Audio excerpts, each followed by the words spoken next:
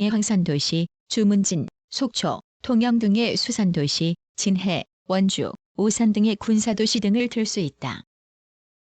한국의 많은 도시들이 전산업 사회적인 내부 구조를 탈피하여 본격적으로 산업도시의 기능에 맞는 신도시 구조로 변화한 것은 1960년 이후부터이다. 1960년 이래 급격한 도시 인구의 성장, 도시공업의 발달, 각종 공공기관의 신설과 대형화, 도시 교통수단의 변화 등은 광범위한 도시 구조의 재편성을 불가피하게 하였다. 도시 구조 재편성에서 가장 두드러진 것은 상업지역, 공업지역, 주거지역의 지역 분화 현상이다. 서울, 부산, 대구 등 거대 도시의 상업지역은 대체로 고급 상점과 전문 서비스 업종과 같은 상업 기능들이 모여 있어 접근성이 중요한 요인이 되는 중심 업무지구 12D. 센트럴 비즈니스 디스트릭트, 도매시장, 간선도로변의 상가 및 동단위 수준의 시장, 쇼핑센터 등이 주류를 이룬다. 서울의 CBD는 최근 사무관리 업무의 폭주에 따른 호텔, 임대 건물의 도심 집중, 전문, 고급 상품 시장의 신설, 도심 지하 상가의 확대 등에 의해 그 지역이 확장, 복잡해지고 있다. 공업지역은 대부분 자연 발생적인 형태로 주택지역과 혼합된 토지 이용 양상을 보여왔으나 최근 주택지의 확산 및 각종 공해의 발생 등을 이유로 정책적인 분산에 의해 지역 분화가 이루어졌다. 산업화가 진전되면서 도시 내의 거주지역은 교통수단, 도시기능, 주민의 사회, 경제적 특성 등에 따라 고도의 분화 현상을 보이고 있다. 서울의 경우 사회, 경제적으로 안정된 계층의 거주지가 중앙부의 동심원적 형상을 이루고 그 주위에 중위 계층의 거주지가 나타나며 중하위 계층의 거주지는 도심을 향하여 선형 형상을 이룬다. 그와 같은 거주지 분화 패턴은 도시의 성장, 개발의 방향, 즉 도시화의 과정과 밀접하게 관련되어 있다. 한국의 도시는 인구 규모 20만 명 이하의 도시에서는 상업, 관공서 등이 집결된 중심 지역과 그 주변으로 거주지, 상업지가 뒤섞인 주택지역이 나타나고 그 바깥쪽으로 공업지역과 농업지역이 연속되어 전개된다. 대체로 동심원상 구조를 보이나 공업지역은 고립 내지 분산되어 입지한다. 중심부의 상업지역은 시장을 중심으로 형성되고 중심부를 관통하는 간선도로가 중요한 몫을 한다. 인구 규모 20에서 100만 명의 도시에서는 도심부의 중심 업무지구가 형성되고 그 주변에는 각종 서비스, 도소매업이 집중되어 높은 토지 이용의 혼합형을 이루며 그 주위에 주택지역, 공업지역이 연속된다. 인구 100만 명 이상의 거대 도시에서는 도심부의 CBD, 그 주변에 CBD와 분화가 뚜렷한 중간지역이 넓게 에워싸고 있는데 그 중간지대에는 제2차 중심지, 즉 부도심 부도심 또는 제3차 중심지가 형성되며 최근에는 수많은 쇼핑센터가 발달하여 다핵화의 경향을 나타낸다. 중간지대에는 공업단지, 각종 유통센터, 연구기관 등이 분포한다. 중간지대 밖의 외곽지역은 고속화도로, 순환도로에 힘입어 주거지 교외 확장이 진척되고 있다. 5. 역사.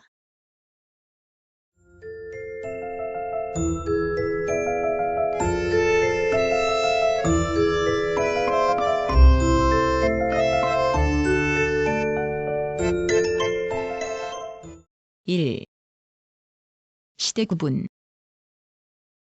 한국사에서 시대 구분은 예로부터 큰 관심을 끌어왔다. 신라의 역사를 상대, 중대, 하대 또는 상고, 중고, 하고로 구분한 것은 이미 삼국사기와 삼국유사에서 찾아볼 수 있다. 그러나 대체로 왕조 중심의 구분법이 줄곧 관용화되어 왔고 20세기 초에 이르기까지도 변함이 없었다. 그러다가 서양의 근대적 역사 연구 방법을 받아들이면서부터 시대 구분의 여러 가지 새로운 시도가 행해지기 시작하였다. 시대 구분은 바로 역사를 이해하는 척도이자 역사관의 반영이다. 지금까지 제시된 시대 구분을 공통성을 기준으로 하여 보면 몇 개의 유형으로 나뉜다. 첫째는 시간의 원근에 의한 시대 구분인데 최남선, 이병도, 진단학회에서 밝힌 견해이다.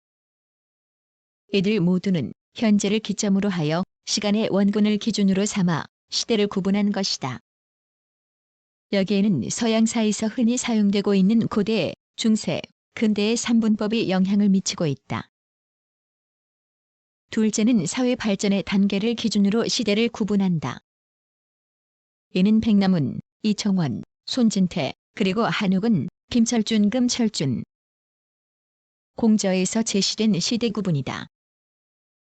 이들은 대체로 원시사회, 고대사회, 봉건사회, 근대사회라고 하는 사회 발전의 단계를 염두에 두고 있다. 다만 손진태의 조선민족사계론에서는 국가의 발전이란 측면에서 독자적 견해를 보여주고 있다. 셋째는 민족의 성장 과정을 기준으로 한 구분법으로서 손진태, 이인영의 주장에 이에 속한다. 그러나 이 구분법은 실제 내용 서술에서는 적용되지 않았다. 넷째는 이인영, 이기백의 개설서에 제시된 시대 구분으로서 주제 중심 또는 지배 세력의 변화에 초점을 맞추어서 역사를 본 것이다. 그러나 이 경우에는 시대 구분의 의미가 적다. 끝으로 최근에 시도되고 있는 방법은 사회 발전의 측면을 강조하면서 역사의 이해를 구조적으로 접근하려 하고 있다. 여러 학자들의 견해가 대체로 집약된 한국사연구회의 한국사연구인문과 교육부에서 만든 고등학교 교과서에 제시된 시대 구분이 여기에 해당된다. 이 경우에는 서양의 삼분법과도 맥이 통한다.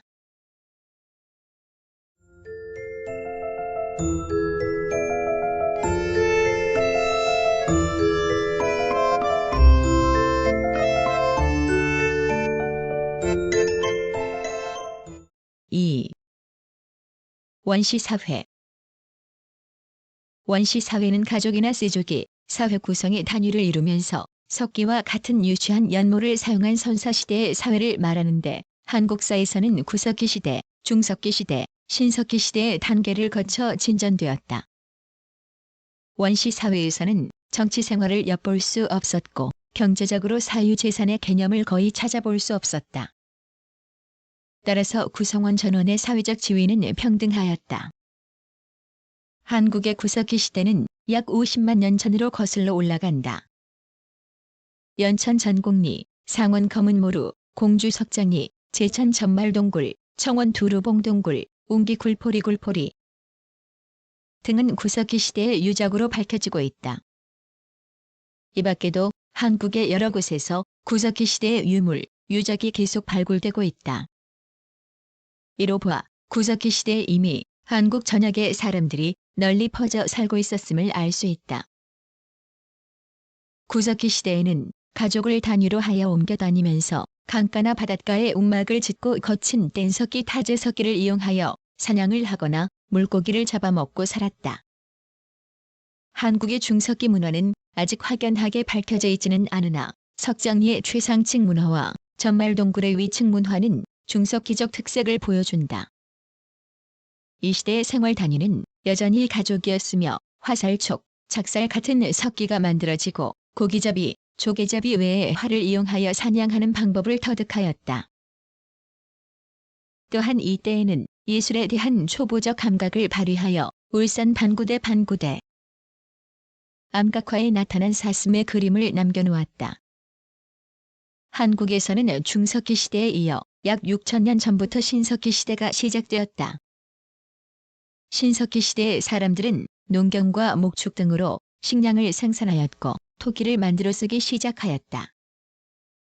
대체로 중석기 시대의 생활 방식을 이어받아 바닷가에 움집이나 귀틀집을 짓고 고기잡이, 사냥, 채취 등을 하는 한편 농사 짓는 방법을 터득하여 곡식을 직접 재배하였다. 빗살 무늬를 새긴 토기를 주로 사용하였는데 뗀석기와 아울러 새로이 칸석기, 마제석기도 개발하여 사용하였다. 이 시대에는 처음에 시족이 사회의 구성 단위를 이루다가 후기에는 부족이 나타나면서 협동으로 일하여 같이 분배하는 공동체 사회를 이루었고 석기 제작이나 예술 활동에서는 분업 형태를 취하였다.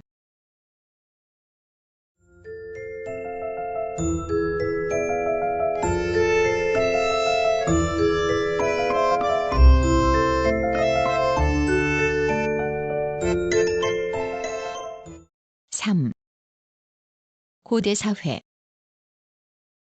신석기 시대 말기에 이르러 농경이 보다 발달하여 생활에 여유가 생기면서 사람들은 금속 문화를 알게 되었다. 청동기와 찰기로 대표되는 금속 문화는 바로 고대 사회의 특성으로서 그것은 국가 성립의 바탕을 마련해 주었다. 한국의 청동기 문화는 지역에 따라 약간의 차이는 있으나 대략 기원전 10세기경 북쪽에서부터 시작되었다. 이때의 유물로서 세형동검, 잔무늬거울 세문경, 동모동장 등이 각지에서 출토되고 있고, 아울러 반달돌칼 반월형석도, 홈자귀 유구석부 등의 간석기와 민무늬 토기가 다수 발견되었다. 도구의 개발과 농경기술의 발달로 생산력이 증대되었고 그만큼 농업의 비중이 증가되었다. 한편 청동으로 만든 칼과 창으로 무장한 부족들은 이웃 부족들을 정복하여 공납을 받아들임으로써 지배와 피지배의 관계가 성립되고 정치적 사회가 나타나게 되었다. 종래에는 이를 부족국가라고도 하였으나 근래에는 성업국가 또는 음락국가라고 한다. 도처에 형성된 이들 음락 중심의 정치적 사회는 정복 활동을 통하여 보다 큰 정치 집단으로 발전해 갔고 점차 그의 권력을 강화하여 지배 조직을 확대해 가는데 최초의 연맹왕국은 단군이 세웠다고 하는 고조선이다. 고조선 역시 초기에는 음락 중심의 사회였으나 후기에는 동방사회의 중심 세력을 형성한 커다란 연맹왕국으로 발전하였다. 고조선은 대동강과 랴허강 유하 일대에 걸치는 광대한 연맹체로서 엄한 법률로 사회 질서를 유지하면서 지배 세력을 강화하였다. 고조선 초기에는 청동기 문화를 바탕으로 발전하였으나 후기에는 철기 문화를 알게 되었고 이 시기의 지도자는 이주민 집단을 이끈 위만이었다. 위만은 중국의 통일왕조인 한나라와 자주 충돌을 일으켜 한무제가 대군을 이끌고 침입하였을 때 고조선은 이에 대항하여 1년간이나 싸웠으나 BC 108년 끝내 왕검성이 함락되었다. 고조선이 망한 이후 철기 문화에 기반을 둔 새로운 연맹왕국들이 성립되었다. 북쪽에서는 부여, 고구려, 동해동예, 미독적가 일어났고 남쪽에서는 마한, 진한, 변한이 삼한이 일어났다. 철기의 사용은 생활의 모습을 여러모로 변화시켰는데 특히 철제 농기구에 의한 농경 방법이 발달하여 경제 기반이 급속히 확대되었을 뿐만 아니라 목축이 성하였고 어업도 발달하였으며 부족 상호 간의 교역이 활발해짐에 따라 여러 계통의 문화가 융합되어 고대 국가의 기초가 마련되어 갔다. 한국의 고대 국가는 고구려, 백제, 신라의 삼국에서 비롯된다.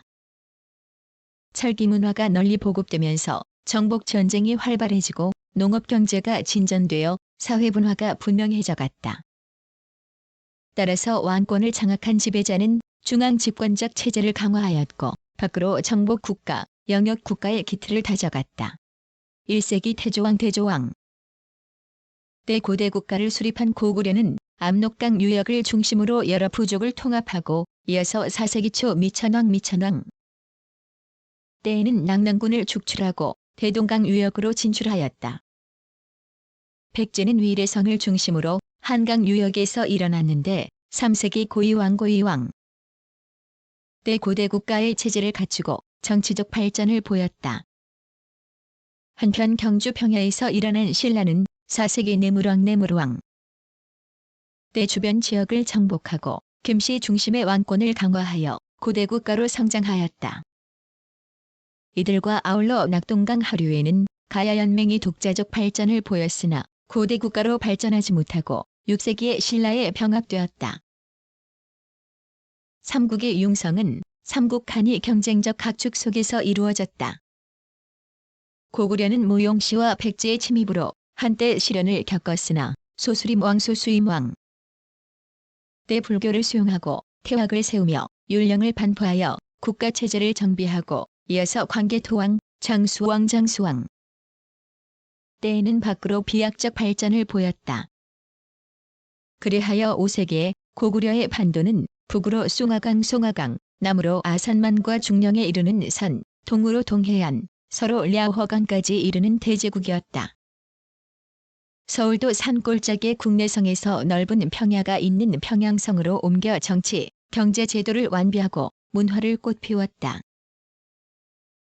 백제는 4세기에 벌써 중앙집권적인 귀족국가의 체제를 정비하고 밖으로 마한을 완전히 복속시키고 서쪽으로 동진, 남쪽으로 외와 통하면서 국제적 지위를 확고히 하였다.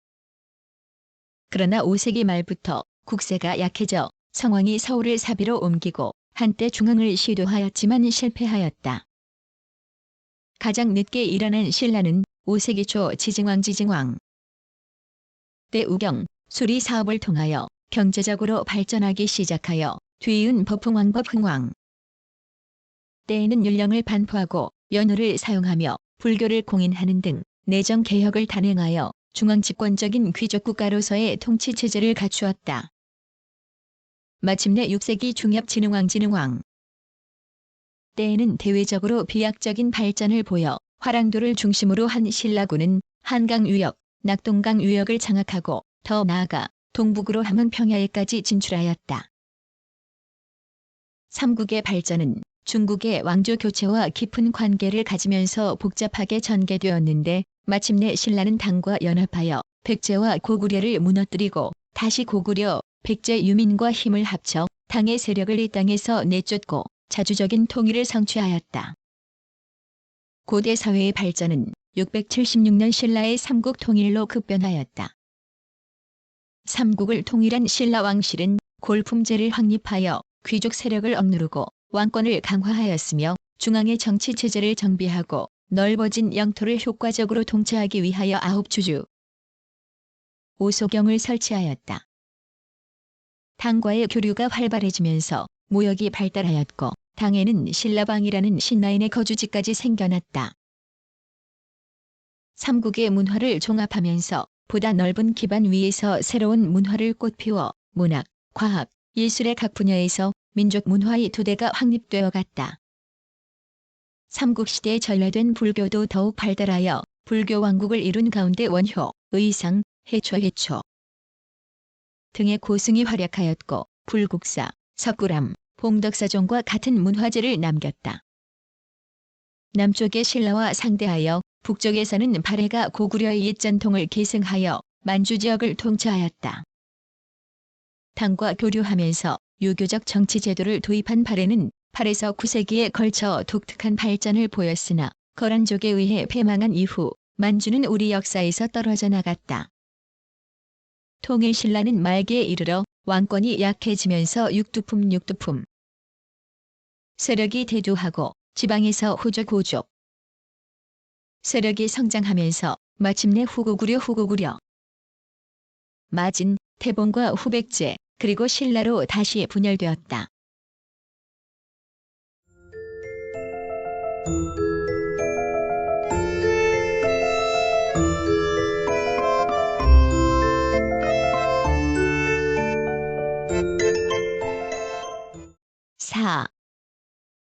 중세사회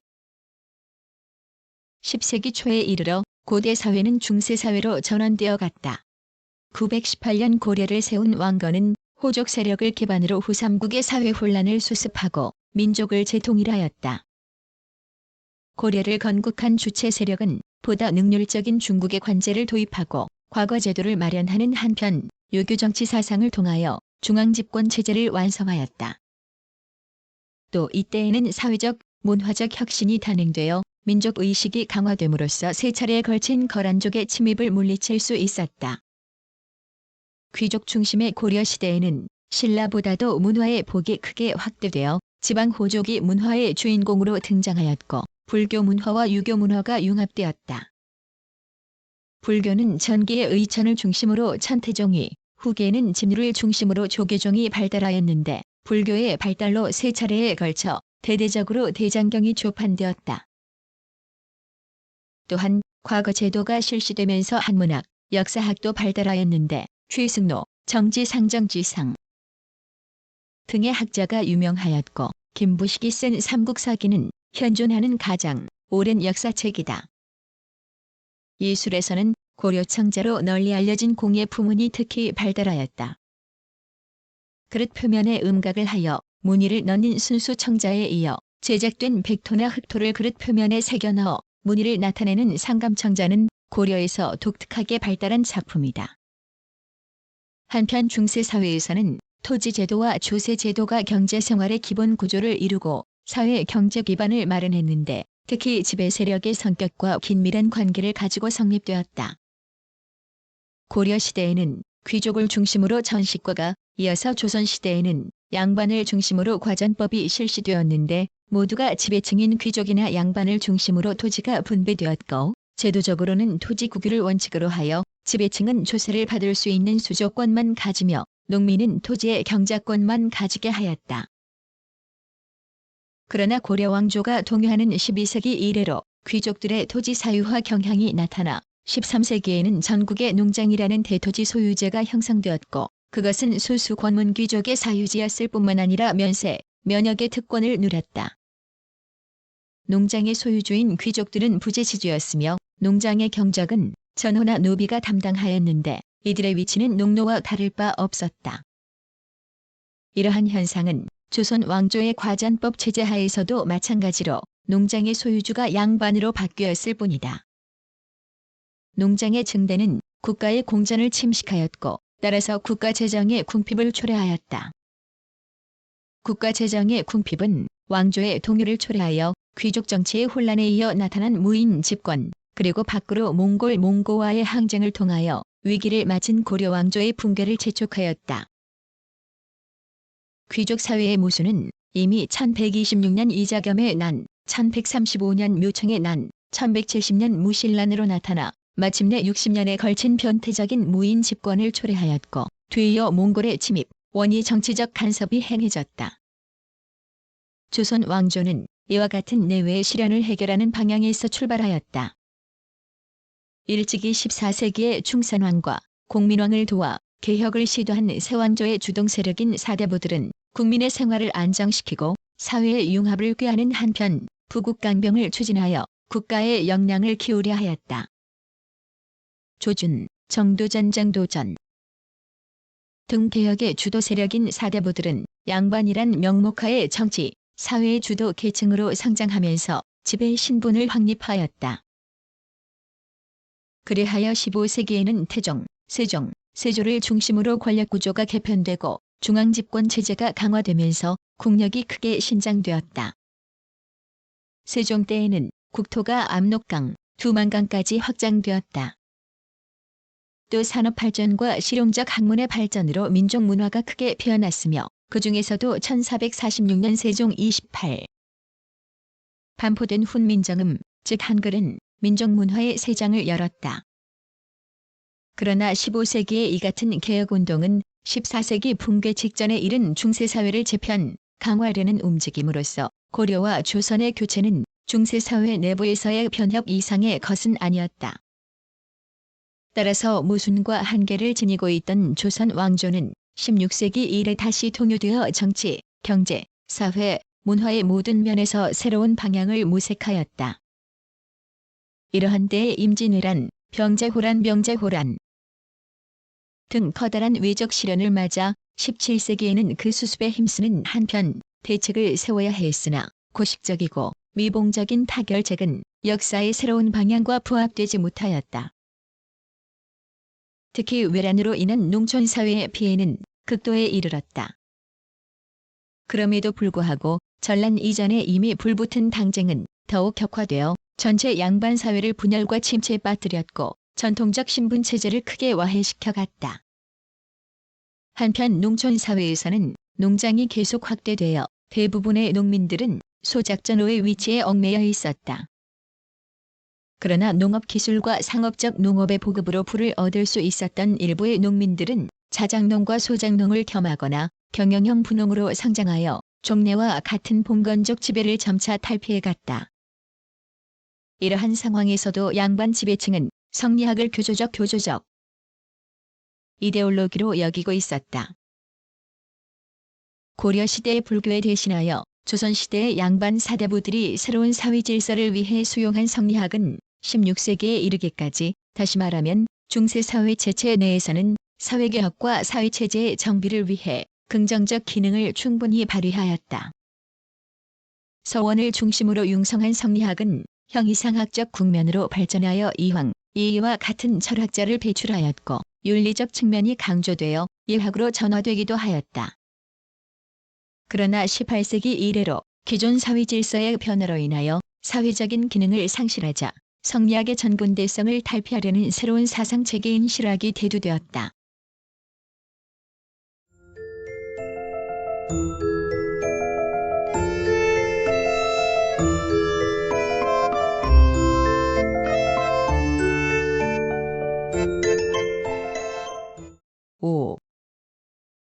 근대 사회. 한국사에서의 근대 사회의 태동은 실학에서 비롯되었다고 볼 수 있다.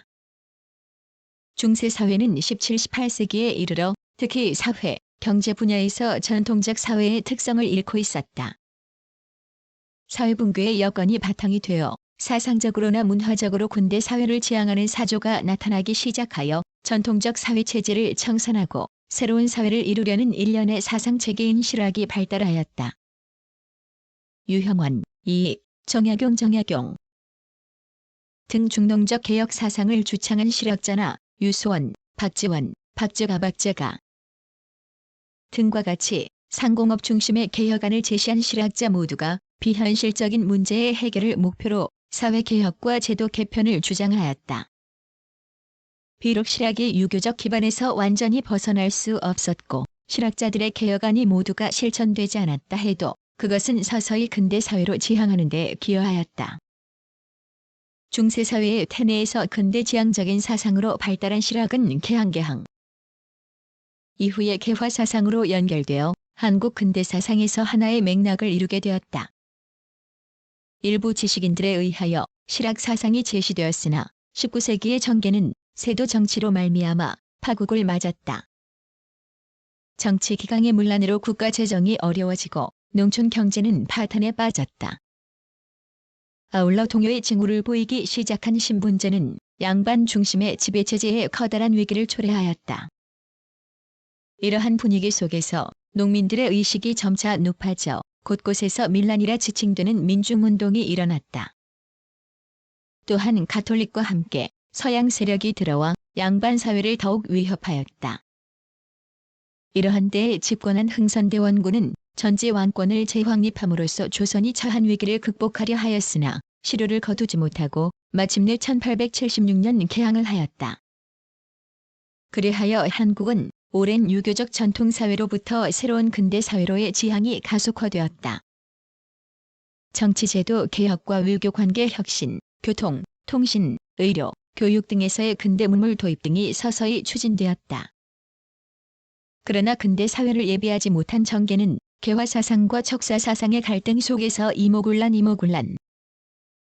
1882갑 신정변 1884 동학농민운동 1894 가보개혁 1894 을미사변 1895 하관 파천 1896 등 극심한 혼란을 거듭하면서 제국주의 세력에 능동적으로 대처할 길을 잃었고 한반도는 거문도 사건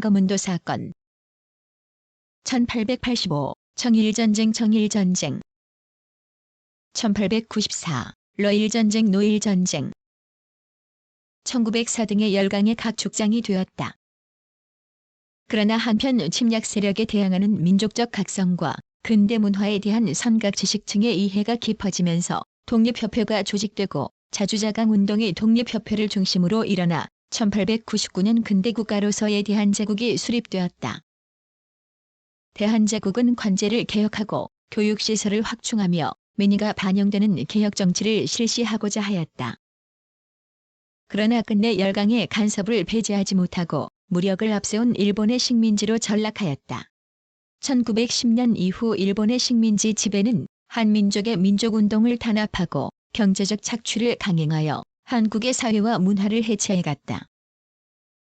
그럼에도 한민족은 이에 굴하지 않고 민족의 자주와 독립을 소화하고자 걸게하였으니 그것은 일본의 야심이 본격적으로 나타난 을미사변 이래 의병운동으로 전개되었다.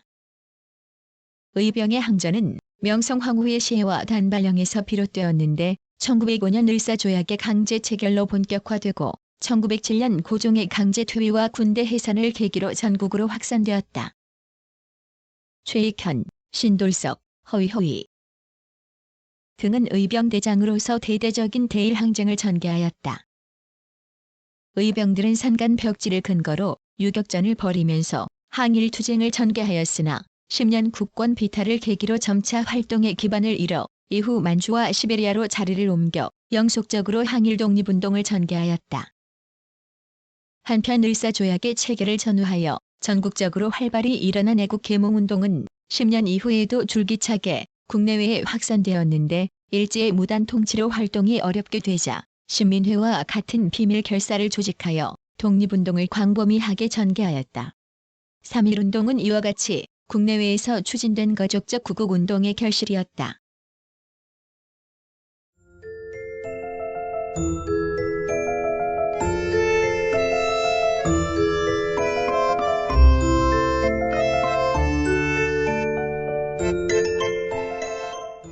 (6) 현대사회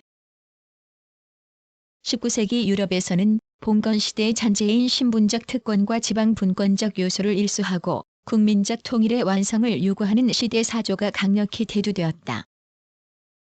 보통 국민주의 또는 민족주의라고 일컫는 이 사상의 영향으로 국제사회에서는 하나의 독립된 국가임을 요구하고 자국 내에서는 국민의 평등한 권리와 의무를 주장하는 국민국가의 출현을 보았다. 국민국가란 국민에 의한, 국민을 위한, 국민의 국가이다.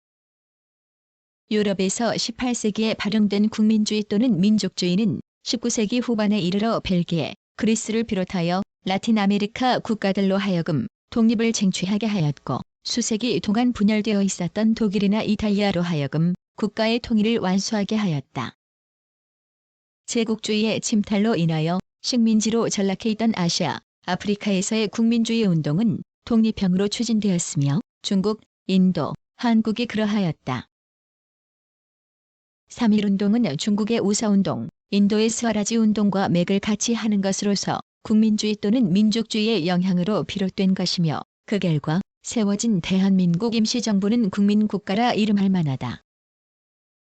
말하자면 1919년은 한국 현대사의 출발점이라 할 수 있다. 20세기의 세계사는 경랑과 같이 소용돌이쳤다. 1911년 중국에서 신해혁명이 일어났고 1914년에는 제국주의 열강의 각축으로 제1차 세계대전이 일어났으며 이를 수습하고자 1920년 국제연맹이 조직되었으나 전체주의가 곧이어 나타나 제2차 세계대전이 발발하였다. 이러한 상황 속에서 한국을 침탈한 일본은 1931년 만주 사변을, 1937년 중일전쟁을, 1941년 태평양전쟁을 일으켜 세계사를 동요시켰다. 우리 민족의 현대사는 바로 이러한 세계사의 움직임과 이어져 전개되었다. 제1차 세계대전의 뒤처리를 위하여 재창된 민족자결주의는 그동안 망명활동과 비밀결사 혹은 교육활동, 종교운동 등에 의지하여 소극적으로 전개되어 오던 독립운동을 전국적인 대규모 민족운동으로 표면화시키는 계기를 마련하였다. 이어 수립된 대한민국 임시정부는 비록 망명정부였지만 3.1운동에 나타난 국민의 힘의 반영이며 또한 한국 국민의 정치의식에 이미 새로운 단계에 도달하고 있었음을 나타내주는 것이다. 일제의 대륙 침략 전쟁이 확대되면서 대한민국 임시정부를 중심으로 한 우리 민족의 독립투쟁도 거세어져 국내에서는 1926년 6.10 만세 사건, 1929년 광주 학생운동이 일어나고 국외에서는 1920년의 봉오동 전투, 청산리 전투를 거쳐 1940년 광복군 창설을 보았다. 마침내 1945년 8월 한민족은 35년간에 걸친 민족적 시련을 극복하고 광복을 맞았다. 그러나 민족의 광복은 그대로 독립으로 연결되지 못하고 국토 분단의 비극과 민족 분열이라는 또 다른 시련을 가져왔다. 역경 속에서 1948년 8월 이승만을 대통령으로 하는 대한민국을 출범시켰으며 민족사의 정통성을 계승하고 민주주의를 추구하면서 새 국가로의 발전을 다짐하였다. 1950년 6.25 전쟁의 민족적 비극을 맞았으나 자유당의 제1공화국, 민주당의 제2공화국, 공화당의 제3공화국, 유신 후의 제4공화국, 11.6 후의 제5공화국, 제6공화국을 거쳐 제7공화국의 문민정부가 수립되었다. 정치적으로 민주주의 확립을 위한 노력이 경제적으로 자본주의 산업체제의 수립이 추구되면서 사회적으로 복지사회를 지향하며 대중문화가 확산되어 가고 있는 것이 오늘의 대한민국이다. 이 같은 민족적 과제 속에서 문민정부는 세계 속의 한국, 한국의 세계화를 지향하면서 조국의 평화적 통일을 위해 계속 노력하고 있다. 6. 정치.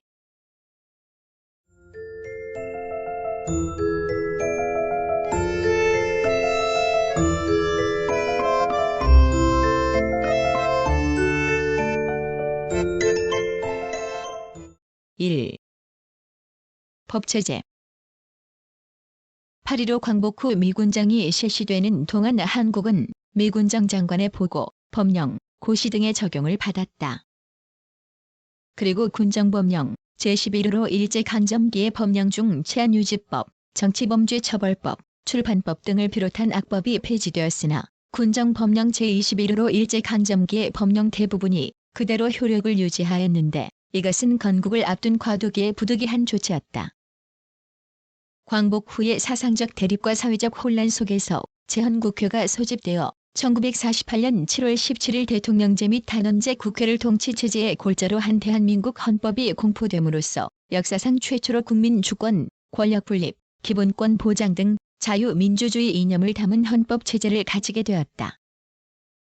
그리고 이 헌법에 입각하여 7월 17일 법률 제1호로 정부조직법이 공포되고 8월 15일 정부가 수립되었으며 국회법, 법원조직법, 검찰청법, 국군조직법, 지방자치법, 국가공무원법 1949 등의 주요 조직법과 국세징수법, 관세법, 농지개혁법, 재정법 1951 등도 공포되었다.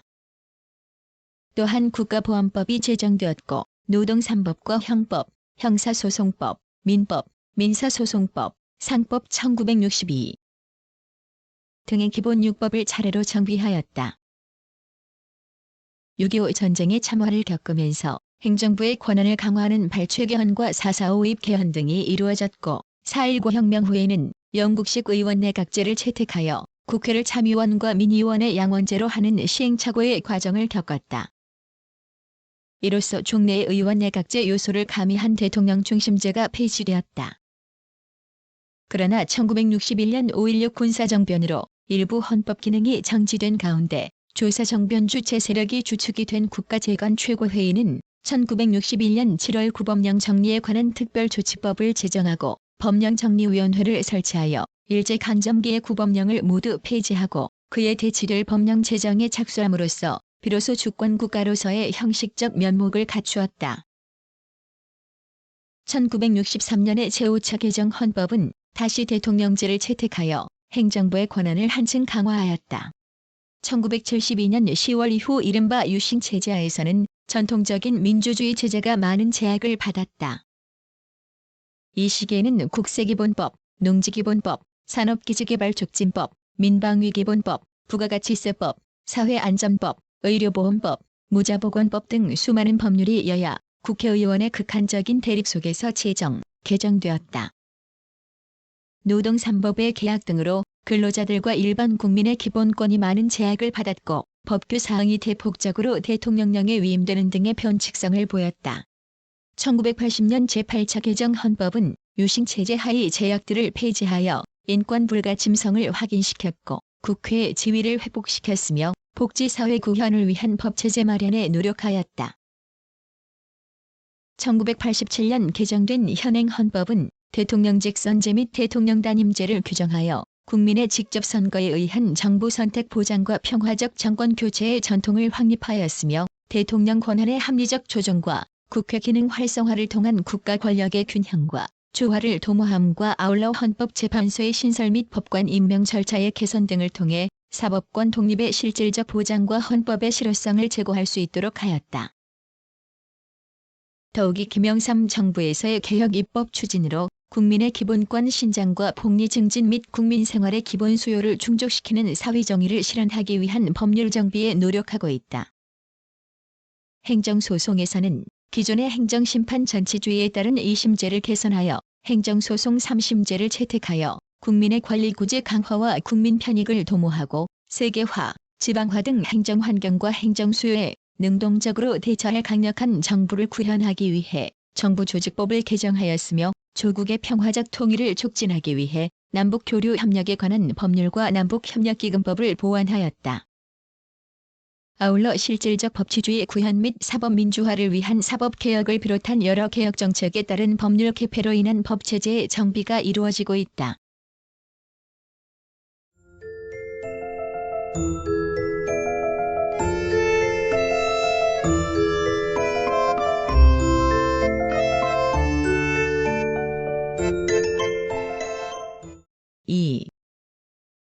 정당.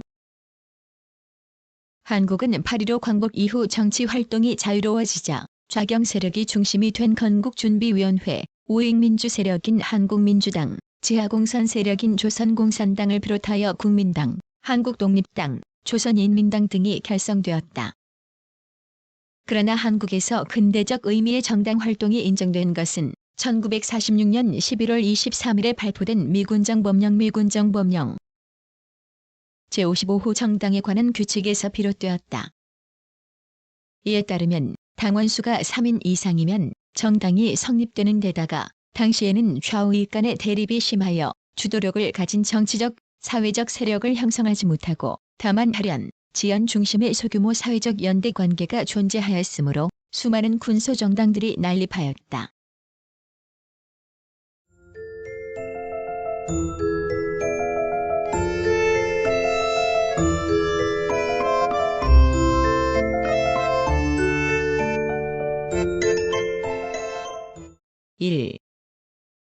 제1공화국. 한국의 정당이 의회주의 정당으로서 활동하기 시작한 것은 제헌국회가 성립된 이후부터이다. 1948년 제헌국회의원 선거에는 48개 정당들이 참가하여 대한독립족성 국민회 55명, 한국민주당 29명, 대동청년단 12명, 조선민족청년단 6명, 기타 정당 13명, 무소속 85명이 선출되었다.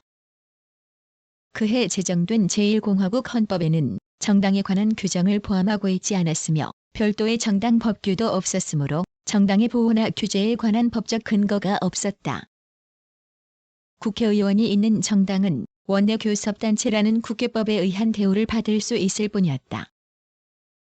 그런 만큼 정당의 성립도 용이하여 군소정당이 난립하고 무력하게 해산당하기도 하였다.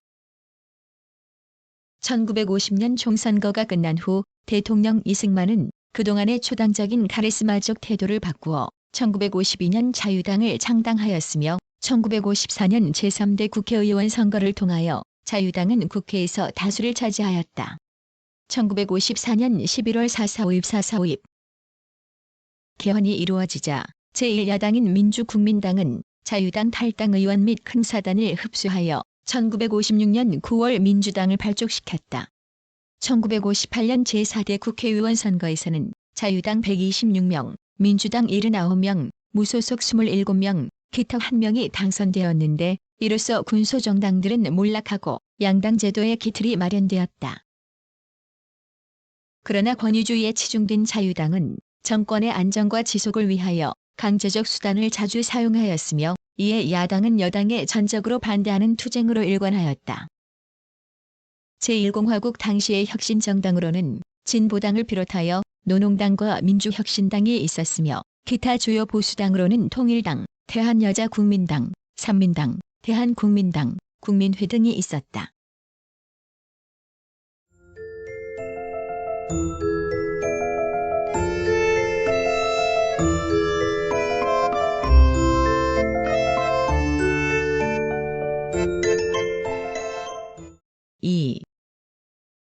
제2공화국. 1960년 4.19 혁명으로 자유당은 해체되고 민주당 세력이 확대되면서 그동안 억압받았던 혁신 세력이 대거 등장하였다. 그러나 그해 민의원 선거에서는 민주당 175명, 자유당 2명, 통일당 1명, 무소속 49명, 기타 1명과 혁신 세력으로 사회대중당 4명, 한국사회당 1명만이 당선되었으며 참의원 선거에서도 민주당 31명, 자유당 4명, 무소속 20명, 기타 1명과 혁신 세력으로 사회대중당 1명, 한국사회당 1명만이 당선되었다. 이와 같이 국민들은 온건 보수 정당인 민주당을 압도적으로 지지하였다. 그러나 민주당은 신구파 간이 갈등이 심화되어 1961년 2월 민주당과 신민당으로 양분되어 집권당으로서의 국민통합 기능을 상실하게 되었다. 그 후 계속 체제의 취약성을 나타내다가 5.16 군사정변으로 정당들은 해체되고 1963년 1월까지 정당 활동이 금지되었다.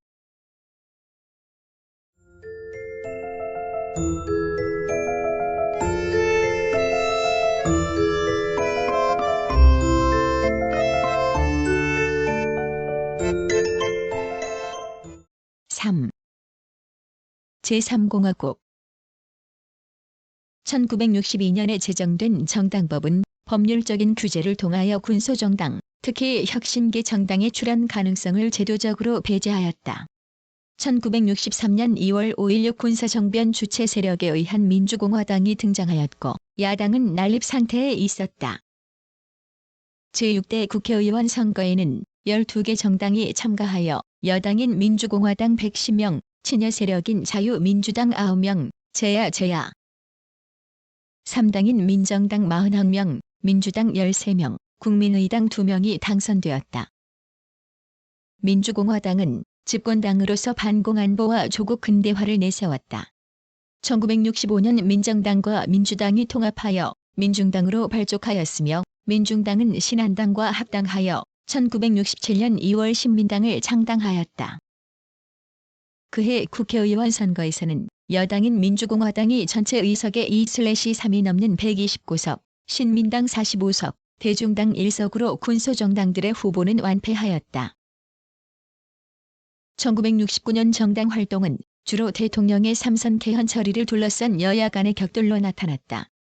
1971년 제7대 대통령 선거의 결과는 대통령 박정희가 3선되었으며 제8대 국회의원 선거의 결과는 여야 의석의 근소한 차로 균형국회를 형성하였다.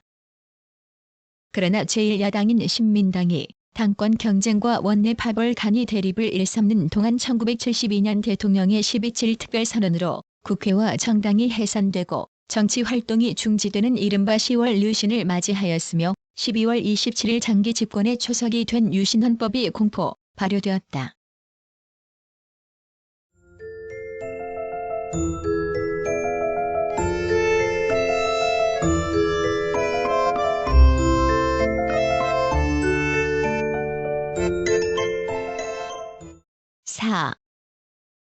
제4공화국 1972년 12월 23일 제8대 대통령이 통일주체국민회의에서 간접선거로 선출되었으며 1973년 2월 제9대 국회의원 선거에서는 민주공화당 73명, 신민당 52명, 민주통일당 2명, 무소속 19명이 당선되었고 유신헌법에 따라 통일주체국민회의에서 선출된 국회의원 73명은 민주공화당과는 별도로 진위집단인 유신정우회라는 원내 교섭단체를 구성하였다. 따라서 여당인 민주공화당은 유정회로 인하여 집권당으로서의 기능이 크게 위축되었다.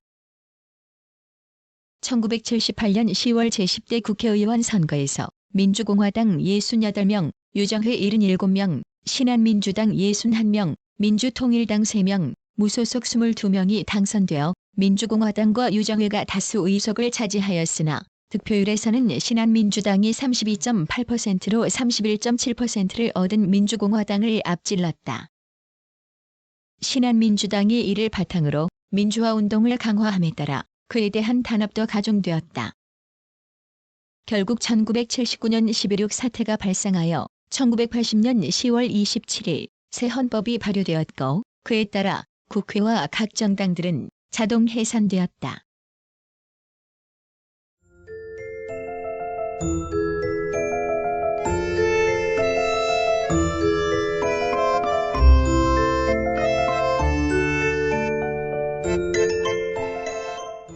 오 제5공화국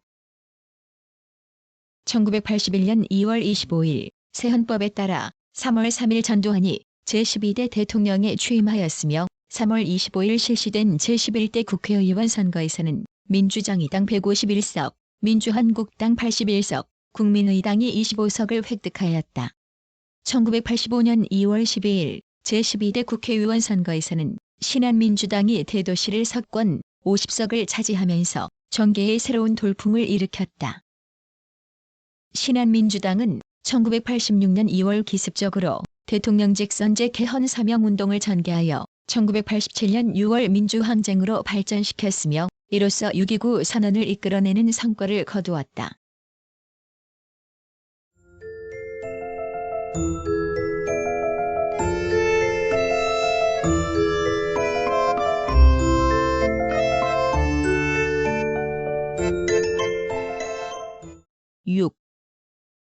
제6공화국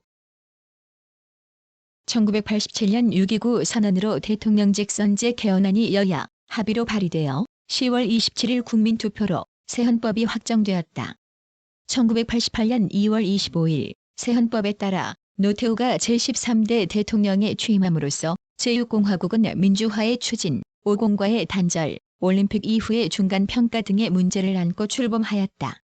4월 26일 제13대 국회의원 선거에서는 민주정의당 125석, 평화민주당 70석, 통일민주당 59석, 신민주공화당 35석, 한겨레민주당 1석, 무소속 9석을 획득하였다. 그 결과 집권 여당인 민주정의당이 33.9%를 차지함으로써 여소야대 국회가 형성되어 오공비리 청산과 광주민주화운동에 대한 진상규명 등이 이루어졌다. 그러나 중간평가가 유보되고 자치단체장 선거가 연기되면서 민주화에 역행하는 현상들이 나타났다. 이어 1990년 1월 22일의 대통령 선거와 국회의원 선거에서의 승리를 위해 민주정의당, 통일민주당, 신민주공화당 3당이 합당함으로써 민주자유당이 탄생하였다.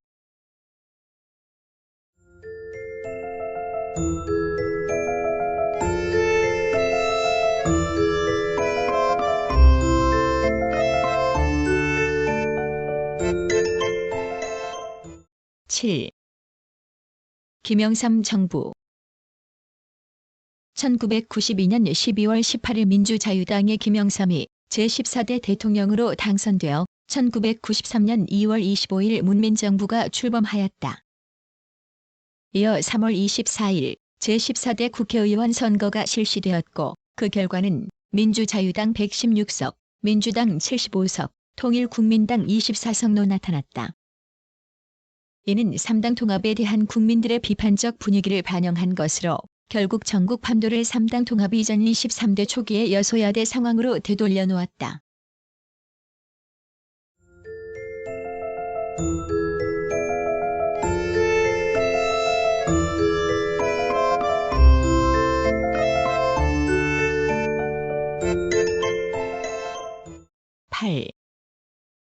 김대중 정부 김대중 정부의 정당으로는 새정치국민회의, 자민련, 한나라당 등이 있다. 1997년 12월의 대통령 선거에서 새정치국민회의의 김대중 대표는 신한국당으로 이름을 바꾼 여당의 이회창 후보와 국민신당의 이인재 후보를 물리치고 당선되었다. 새정치국민회의당은 1998년 1년의 국정을 책임진 집권 여당으로서 당정 협의를 활성화하고 당체제도 일시시키는 한편 효율적인 정책 정당으로 거듭나기 위해 꾸준한 노력을 하고 있다. 한나라당은 여당에서 야당으로 바뀌며 신한국당에서 이름을 바꾸었다.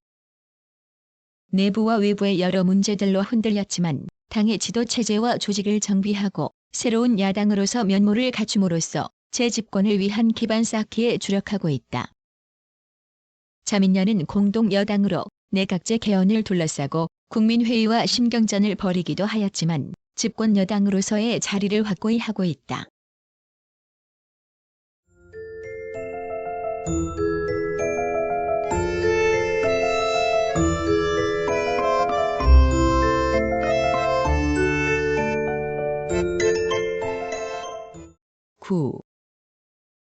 특성. 한국은 8.15 광복 이후 수많은 정당들이 이합 집산의 과정을 거쳐왔다. 그 중에서도 주요 정당들을 요약하면 다음과 같다.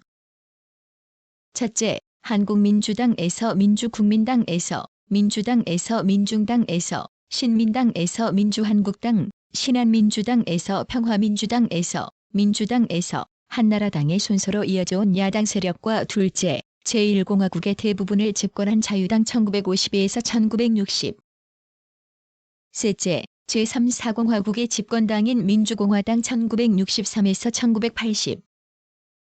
넷째, 제5공화국의 여당으로 출발한 민주정의당. 다섯째, 제6공화국 때 3당 합당으로 탄생한 민주자유당 김대중 정부의 국민회의 등 6대 정당 세력을 들 수 있으며 그 밖의 정당들은 군소정당에 불과하였다.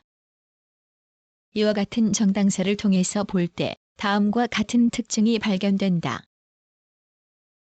1. 한국 정당은 국민의 정치의식화, 정치 인구의 결집과 훈련, 의회 정치의 활성화에 크게 기여하였다. 2. 한국 정당은 특정 인물을 중심으로 형성되는 인물중심주의의 취약성을 지녔다.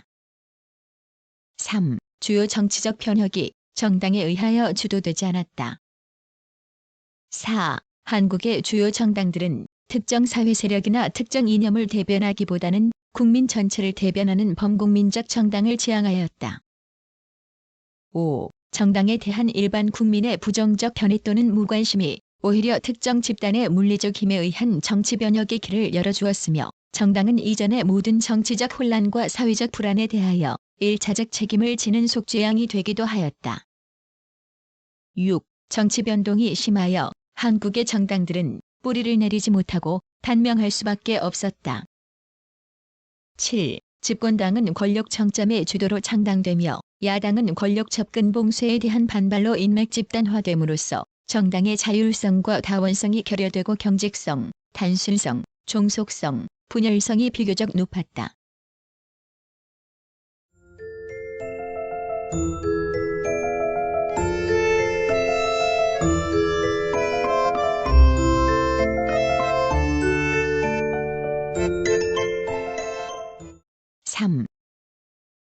정부와 의회. 정부와 의회의 관계는 한 나라의 정부 형태를 통해서 알 수 있다. 한국의 경우는 건국 헌법에서 현행 제6공화국 헌법에 이르기까지 6단계로 나누어 살펴볼 수 있다. 1. 제1공화국 초기의 정부 형태는 헌법 제정 당시에 대립된 정치 세력 간의 정치적 타협으로 말미암아 의원 내각제 요소가 가미된 대통령제였다.